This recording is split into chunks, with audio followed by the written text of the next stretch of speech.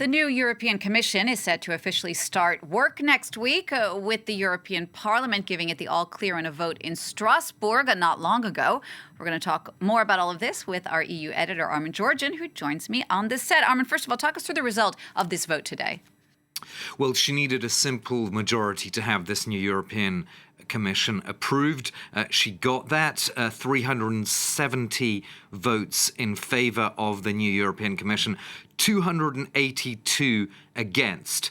If we compare that to the investiture vote 5 years ago for the first von der Leyen Commission, she actually had a better result 5 years ago because, as I said, 282 votes against this new Commission. Today, at the same point 5 years ago, there were only 157 votes against. So she's not it's not her, sorry, the European Commission has not been quite as resoundingly elected as her first European Commission in 2019. Also, this result is somewhat down on her own performance, if we can put it that way. In July, when the Parliament voted on whether she should personally lead the European Commission for another 5-year term, at that point she got 401 votes in favour, so at least 30 more than what her new European Commission got today. But nonetheless, it is across the line, which is ultimately what matters. Absolutely. Ursula von der Leyen also made a speech just before this vote today. Were there any interesting initiatives, things she said she's going to pursue with this new EU Commission that starts work soon? Well, the main emphasis really was on Europe competing in the world, which is a key focus. I mean, it has been really for the last few years, but it's obviously going to be a main driving force behind this new European Commission. How can the EU become more competitive in this very difficult geopolitical context that we now have? Let's take a listen to Ursula von der Leyen announcing her initiative on a strategic compass. I can announce that the first major initiative of the new Commission will be a competitiveness compass. This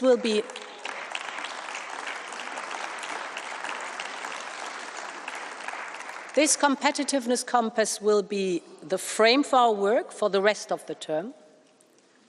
The compass will be built on 3 pillars from the Draghi report. First, closing the innovation gap with the United States and China. Second, a joint plan for decarbonization and competitiveness. And third, increasing security and reducing dependencies.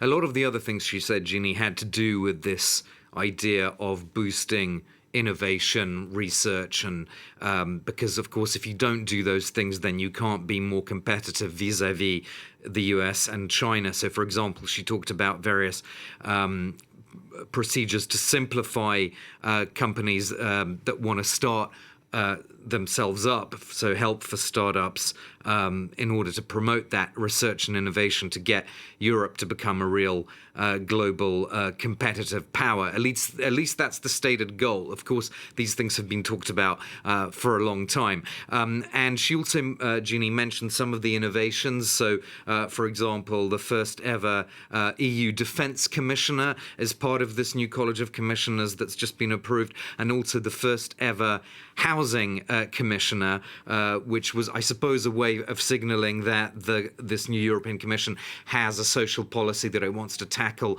the housing crisis, that it's thinking of people who are less advantaged in European societies. One other innovation which people on the left of the European Parliament are not so happy about is the approval of Raffaele Fitto as an executive vice president of the European Commission. The Italian member of the college is from the ECR, the European Conservatives and Reformists, which left-wing forces in the parliament consider to be basically a far-right party. The ECR doesn't consider itself to be that, but that is something that hasn't happened before. There has not been an ECR person in such a high-profile role in the European Commission, so that perhaps does speak to a rightward shift in this European Commission, which has, of course, a lot of members of the centre-right already, the European People's Party, so it's not going to be the most easy cohabitation, perhaps, between the European Parliament and this new European Commission.